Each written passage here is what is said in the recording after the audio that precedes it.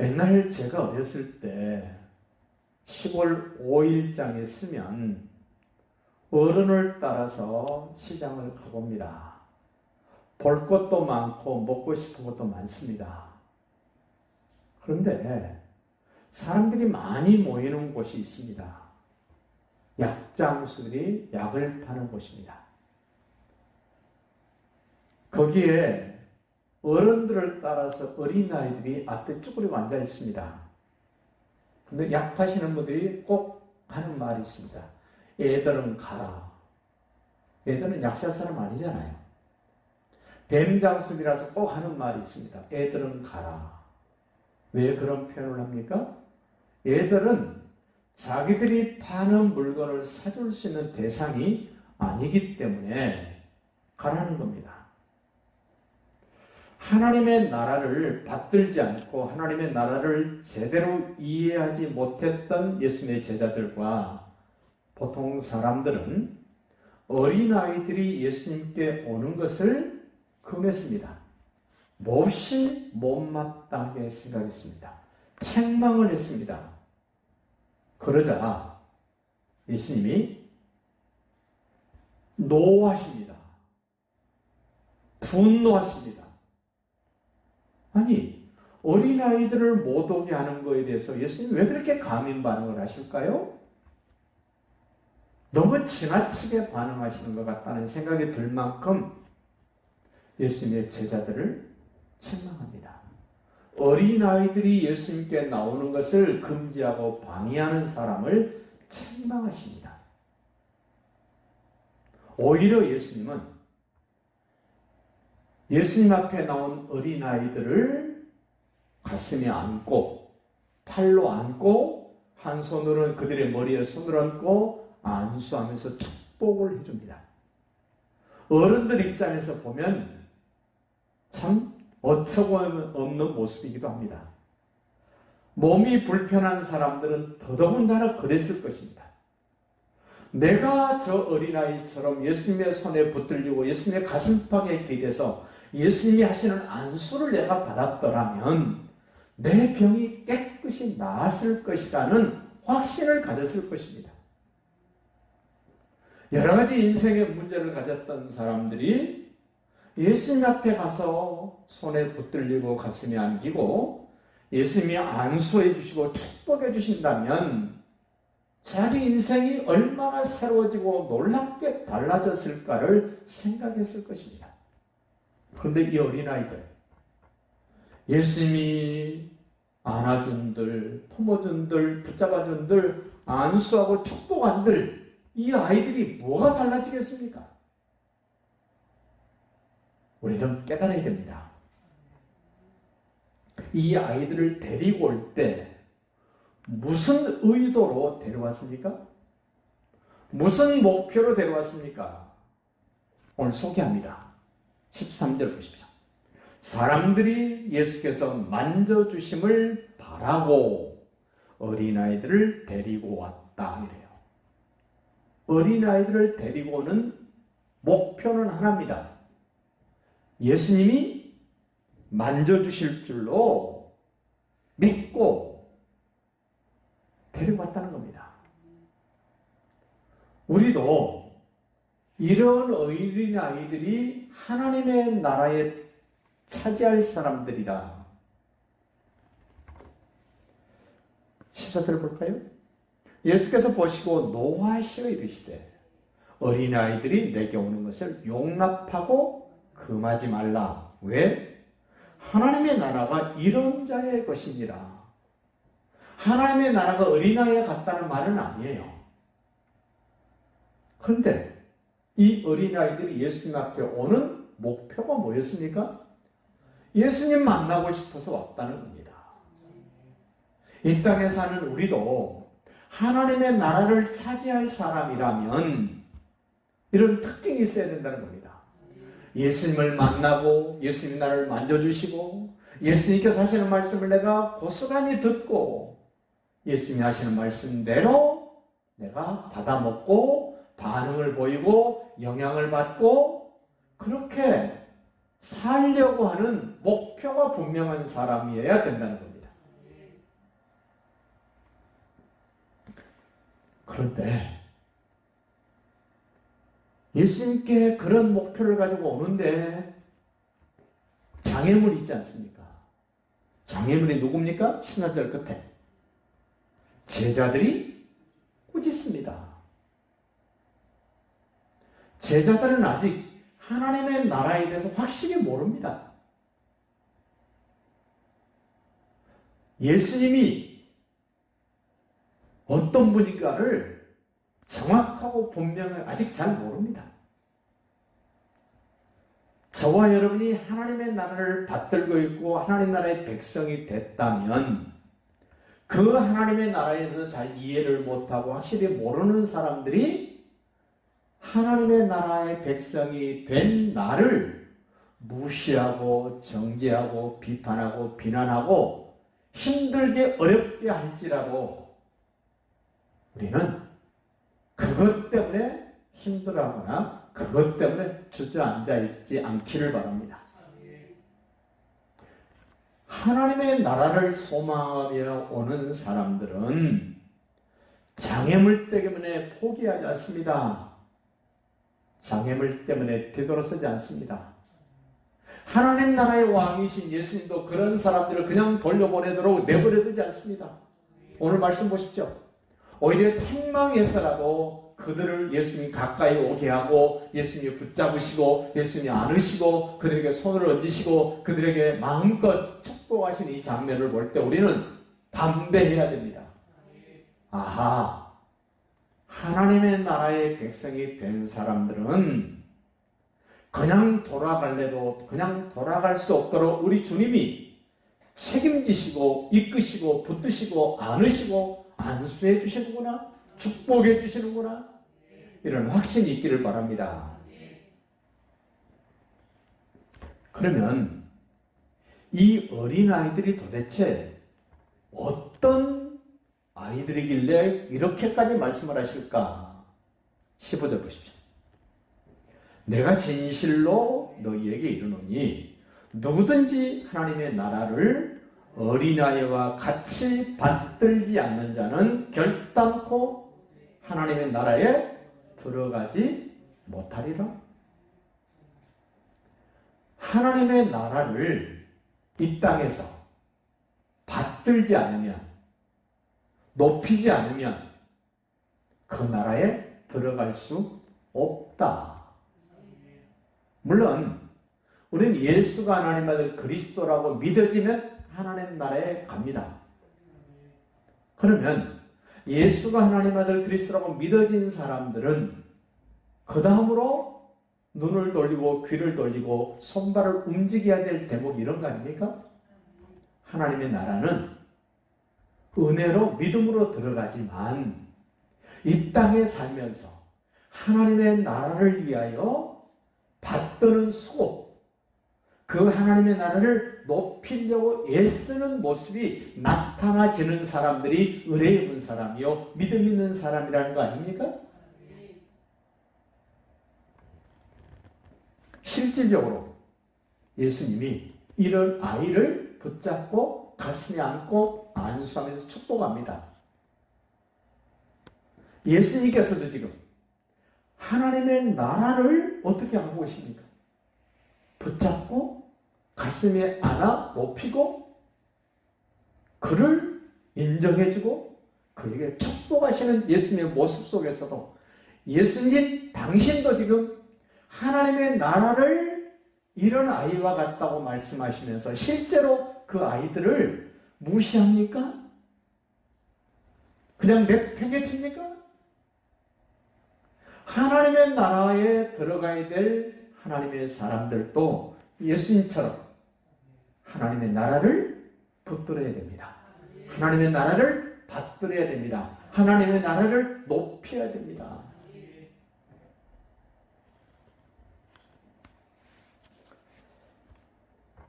저와 여러분도 이 땅에 살면서 하나님의 나라에 대한 확신이 있기를 바랍니다.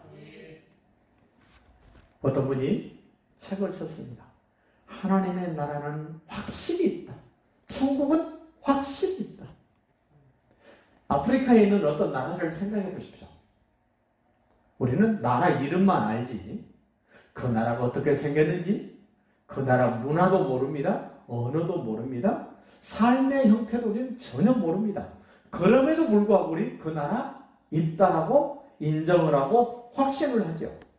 심지어 학교 시험지에 그 나라의 수도를 써라 그러면 수도도 알아서 씁니다. 그렇다면 하나님의 나라는 어떻겠습니까? 내가 눈으로 본 것보다도 내가 귀로 들은 것보다도 내가 마음으로 생각하는 것보다도 확실하게 하나님의 나라에 대한 확신이 있으셔야 됩니다. 담대함이 있으셔야 됩니다. 하나님의 나라를 잘 몰랐던 제자들은 하나님의 나라를 나타내 보여주고 있는 어린아이를 책망했습니다. 꾸짖었습니다. 하나님 나라의 왕이신 예수님에게 오는 것을 금했습니다. 그러자 우리 주님이 여지없이 분노하십니다. 그럼 이 어린아이들이 도대체 어떤 아이들이길래 그렇습니까? 이 어린아이는 지금 우리 대한민국 아니 전 세계를 한번 살펴보십시오. 어린아이의 울음소리가 멈춰버린 시골 뭐라 그럽니까? 미래가 없다 그럽니다. 미래가 없다. 어린아이는 우리의 미래입니다. 어린아이가 상징적으로 보여주고 있는 하나님의 나라는 우리의 미래입니다. 우리의 영원입니다. 그래서 받들어야 됩니다. 그래서 붙잡아야 됩니다. 그래서 높여야 됩니다.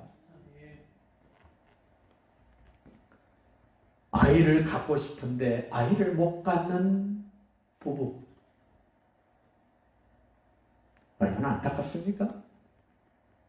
자기는 아이를 못 가졌는데 어떤 젊은 부부가 아이를 데리고 있습니다.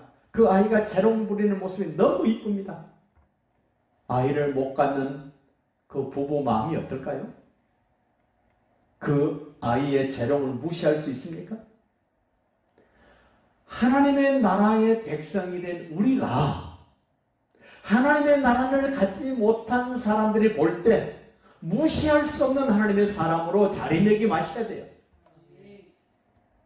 하나님의 나라를 가지지 못한 사람들이 에이 저거 벌교 아니야 저거 시시한 거야 그럴 수 없을 만큼의 의미가 있고 가치가 있는 하나님의 나라를 우리는 가졌어요.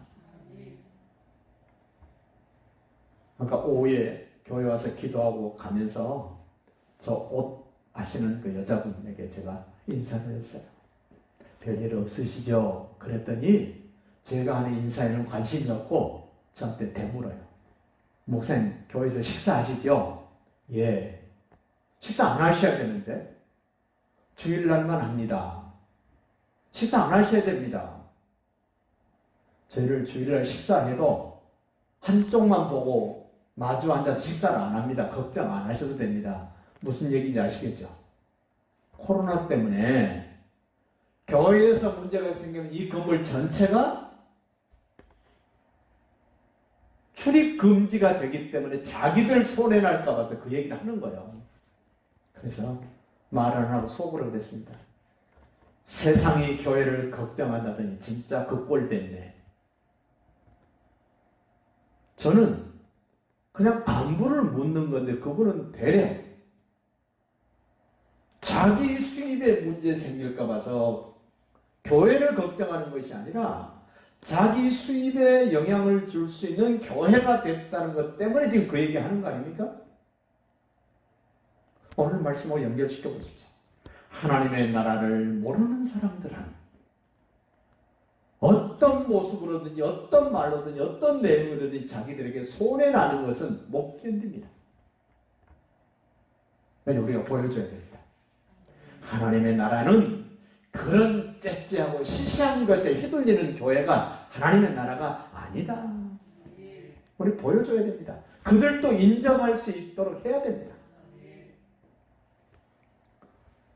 어린아이들의 숫자가 점점점 줄고 있는 국가, 미래가 있습니까? 참 이상한 나라들입니다. 아이를 낳아야만이 미래가 밝고 미래에 힘이 있다는 것을 알면서도 안 합니다. 그러면서 생각은 어떻습니까? 우리 잘 살아야 돼. 우리 나라가 힘 있는 나라가 돼야 돼. 그럽니다. 생각하고 행동하고 얼마나 어긋나 있나 보십시오. 하나님의 나라는 그러지 않습니다. 실제로 지금 어린아이들이 예수님께서 만져주실 거라고 기대하고 어른들이 데리고 옵니다. 어른들의 의지로 오지 않습니다. 아이들 의지로 오지 않습니다. 어른들이 아이들을 데리고 옵니다. 하나님의 나라를 받들어야 될 이유가 바로 그런 겁니다. 어린아이들은 무한한 가능성이 있습니다. 아무리 이 땅에서 성공하고 출세하고 권력이 있고 지식이 있고 부귀영화를 다 가졌어도 그들에게도 하나님의 나라는 무한한 가능성이 있는 하나님의 나라입니다. 이 어린아이는 순수하지 않습니까? 가끔 뉴스에 부모님이 아이들과 동반 자살했다는 뉴스가 뜹니다. 그들에게 우유를 먹이고 약을 먹여서 아이들을 부모가 못된 짓을 했다, 이런 뉴스들이 나옵니다. 저는 그런 뉴스를 볼 때마다 아이들의 순수성을 봅니다. 부모가 늘 주는 것 받아 먹었던 아이는 극약을 주는데도 불구하고 의심 없이 아이들은 받아 먹습니다. 하나님의 나라를 전해줄 때, 예수께서 하나님의 나라를 말씀해 주실 때, 복음을 가진 사람이 하나님의 나라를 말해줄 때, 이 어린아이처럼 순수하게 받아들일 수 있기를 바랍니다. 그 말씀을 받아 먹을 수 있기를 바랍니다. 하나님의 나라는 그런 자들의 것이랍니다. 말씀을 의심하지 않고 있는 그대로를 받아들이면서 그것을 그냥 받아 먹으면서 그 말씀이 나로 하여금 하나님의 나라의 사람에 걸맞도록 말씀이 나를 이끌어가게 하는 것 인정하고 받아들입니다. 아이들은. 어른들 한번 생각해 보십시오. 고민이 많습니다. 걱정거리가 많습니다. 염려거리가 많습니다. 자기가 할 수 없다는 걸 너무 잘 압니다. 그런 사람이 하나님의 나라의 백성이 됐다면 바뀌어야 되지 않습니까? 어떻게 바뀌어야 됩니까?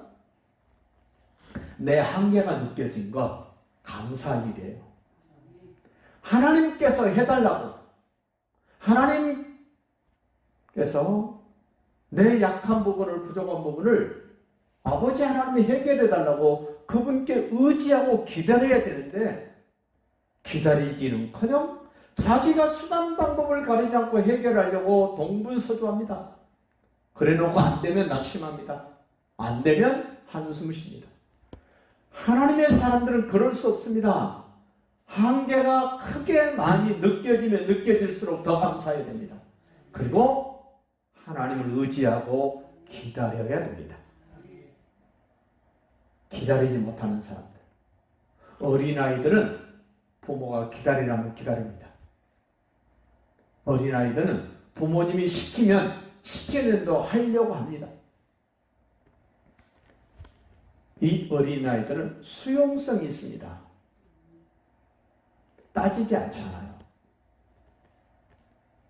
하나님 나라를 이 땅에서 맛보고 누려야 될 사람들은 무한한 수용성이 있기를 바랍니다. 이 수용성을 잘 보여주고 있는 곳이 출애굽기에 나옵니다.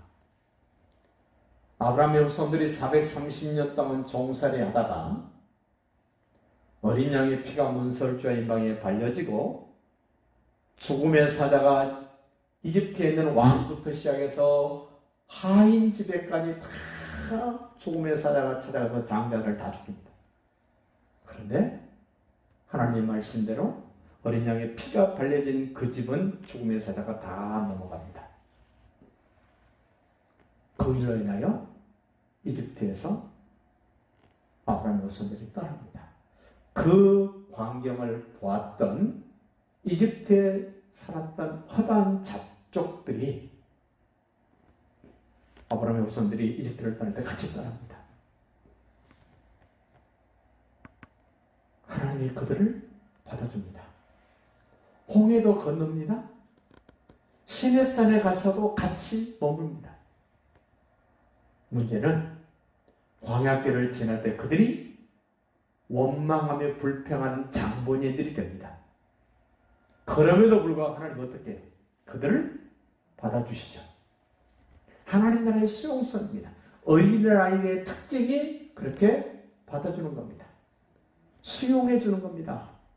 우리도 하나님의 나라의 백성이 됐다면 그 나라의 백성답게 나하고 좀 안 맞아도 나하고 좀 불편해도 수용해 줄 수 있는 넉넉함이 있기를 바랍니다.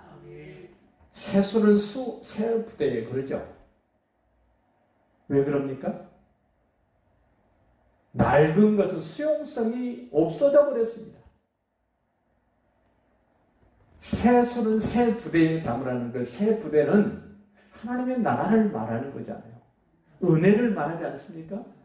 그 하나님의 나라 은혜는 딱딱하게 굳어버린 그런 모습이 아니라 받아줄 수 있고 포용해 줄 수 있는 그런 수용성이 있는 모습을 말한단 말입니다. 이 어린아이들의 모습이 그러잖아요. 어른이 돼서 살이 피부가 늙으면 탄력이 떨어져서 꾹 누르면은 잘 안 올라오잖아요.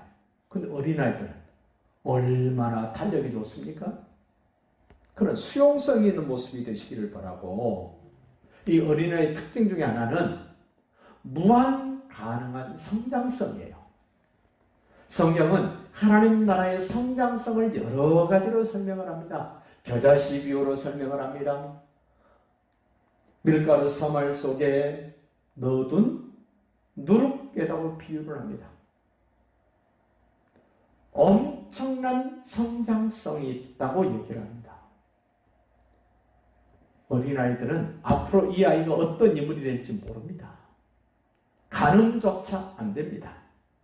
하나님의 나라가 우리들에게도 받드는 사람에게, 섬기는 사람에게 무한 가능한 성장성이 있는 나라의 모습으로 경험되어지시기를 바랍니다. 지금 예수님이 이 어린아이를 실제로 붙잡고 있고 안고 있고 안수하고 축복합니다. 허상이 아닙니다. 하나님의 나라는 힘이 한 게 아닙니다. 허상이 아닙니다. 예수님이 실질적으로 아이를 안고 이렇게 아이를 붙잡는 사람은 이렇게 어린아이를 안긋는 것처럼 하나님의 나라를 안고 받드는 사람은 그 나라에 들어간다라고 지금 보여주시면서 확인해 주시는 말씀입니다. 하나님의 나라는 실제입니다. 하나님의 나라는 가치가 있습니다. 하나님의 나라를 인정하고 반응하시기를 바랍니다. 그렇게 하나님의 나라를 받들고 섬기는 사람을 예수님께서도 안수하시고 축복해 주실 줄로 확신합니다. 그래서 16절 말씀합니다. 그 어린아이들을 안고 그들 위에 안수하시고 축복하시니라. 이 말씀이 우리 한 사람 한 사람에게도 경험되어지고 확인되어지고 증거되어지는 하나님의 나라를 맛보아 알 수 있는 믿음 생활이 계속되시기를 예수님의 이름으로 축복합니다.